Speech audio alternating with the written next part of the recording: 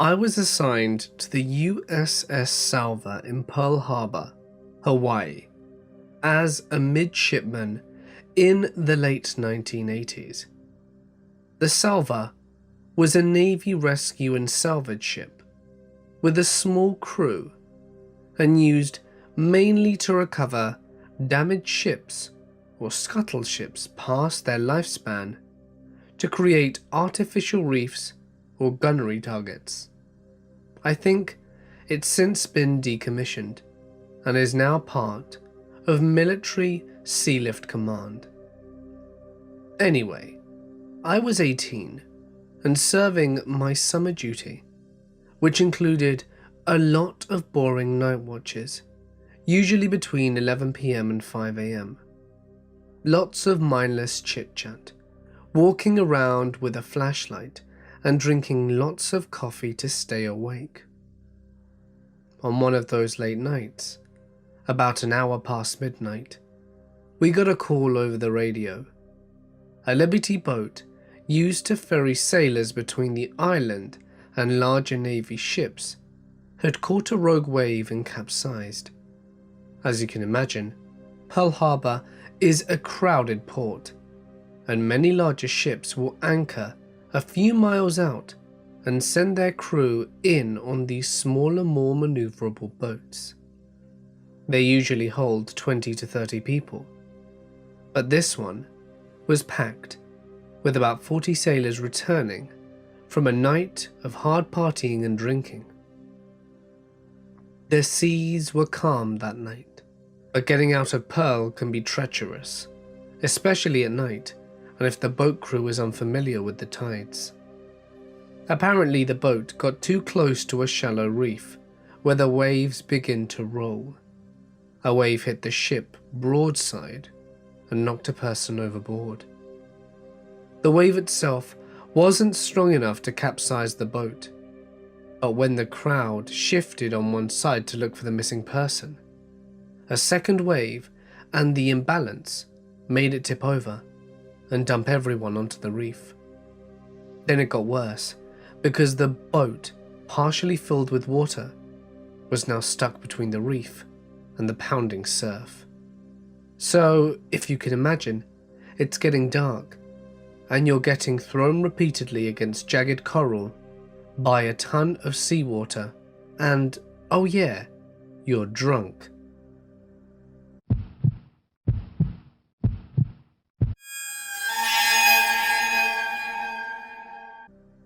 It was standard protocol for every ship to assist in a search, and we responded by launching 2 small crafts. I was in one of them, manning the searchlight. Our boat was a small 30-footer, and it had a large searchlight mounted on a tripod. It reminded me of one that you might see on an old movie set. It takes about 20 minutes to get close to the accident, and we've got to maneuver so we don't end up in the same situation. Remember, this was before GPS, so our helmsman had a general idea of the accident location and was taking a bearing and using the boat's compass to get us there. Real old school. As we approached the scene, I could see the silhouette of the hull, but couldn't hear much over our engines. As we cut the engines, we tried to home in on anyone in distress. It was eerie because there was very little moonlight, so objects went from invisible to brightly illuminated by the searchlight, then lost again in the dark. I started seeing shoes, just empty tennis shoes, and then life vests bobbing up and down in the spotlight, but no people. Then we saw parts of the boat. The waves had battered the boat against the reef and started tearing it apart. It looked more like the scene of a plane crash. You could also hear a rhythmic thum, thum, thum, spaced about 30 seconds apart, as the wave beat the boat against the reef. Finally, we heard screams, and we shined the searchlight to see a group of 3 to 5 people clinging together and screaming. As we got closer to pour them on the boat, we realized they weren't screaming for help. It turns out most sailors on the boat were Navy divers and a few SEALs, but there were also a few girlfriends picked up earlier that night who shouldn't have even been on the boat. Even intoxicated, the sailors knew exactly what to do as soon as they hit the water. Ditch your shoes and life jacket. In heavy surf, the life jacket just adds to your surface area and makes it harder to swim away from the reef. Some of the girls apparently didn't know and were trapped between the reef and the boat.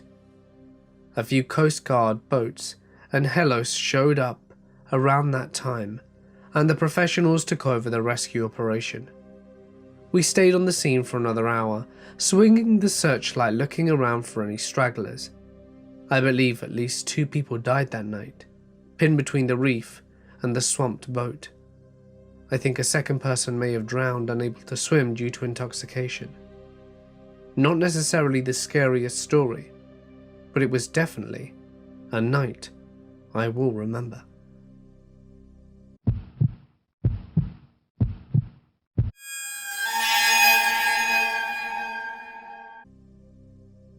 My dad used to be an abalone diver as a young man in Victoria. Money by the bag if you wanted it enough. Though half the guys that do it act like they're on cocaine most of the time from the nitrogen in their blood. So it's a dangerous game you can only play for so long. There's one story he told me once, and only when he got drunk on his 50th, about an encounter he had whilst diving with a mate. The water down in that part of Australia is thick and black and cold. The kelp is so thick that some people get lost in it. They tangle their breather hose and, more often than you'd think, just disappear. Anyway, he's diving off a shelf face about 90 meters, and it's completely black. He says you would just pull yourself along the face, grabbing abalone by feel. The pressure is enormous, and there are great whites swimming around with their mouths open, who regularly attack divers and cut air hoses, which means by the time you realize, you're dead. Well, without rambling, he was making his way along this shelf, collecting, and felt a nudge on his back. His mate and him always worked in close tandem, so he just assumed it was him and reached out to pull him closer.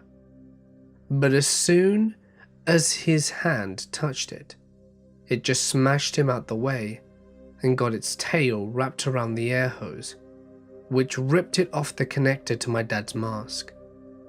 So he immediately got his little pen light out that he kept on his diving belt for checking cuts, which were bad to get when there are Noahs around, and he sees the end of the hose a few meters away, spewing bubbles.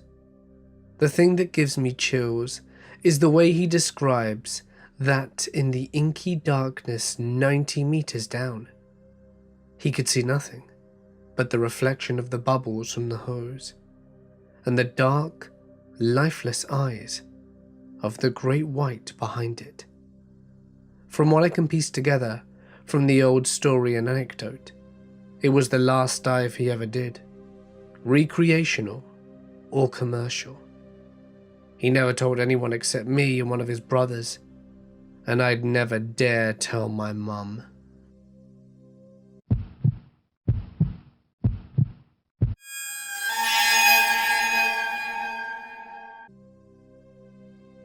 I was on a sailing boat, heading out of the Straits of Gibraltar. on the way across the Atlantic. I was on watch. It was the middle of the night, and picked up a boat on radar to the northeast, doing about 6 knots. I watched it coming in, and made a course correction to keep a safe distance and show I intended to pass port side to the port side. Over the next couple of minutes, the other vessel slowly altered course to bring the range down that we would pass at. This is a bit of an arsehole move, but not uncommon.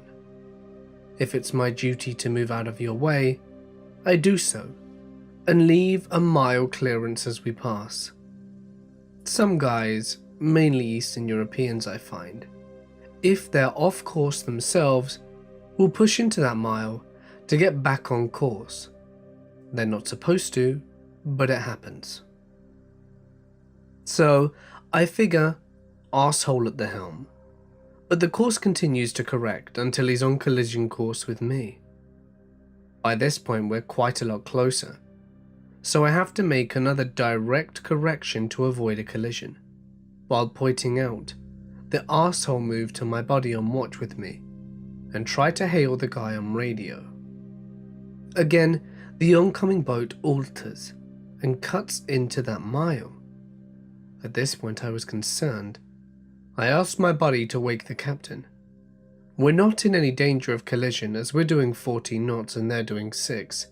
However, we're not maintaining a safe distance anymore, and being off the coast of North Africa, there's a chance that we're about to meet some pirates. So by the time the captain gets there, the course is closed to collision again. I explain the situation, and the captain takes command and makes another correction. Still, the boat follows us, but doesn't have the speed to turn this into a collision course. In the end, we pass a couple of 100 meters, point the searchlight to the boat, and it's about a 40-foot sailboat under full sail with wind vane steering and no one at the helm, just cruising about wherever it feels like. The wind had come round by chance as we manoeuvred, and left this nutcase with a boat heading down the west coast of Africa. But I guess the destination was supposed to be the Mediterranean. It was quite creepy to watch.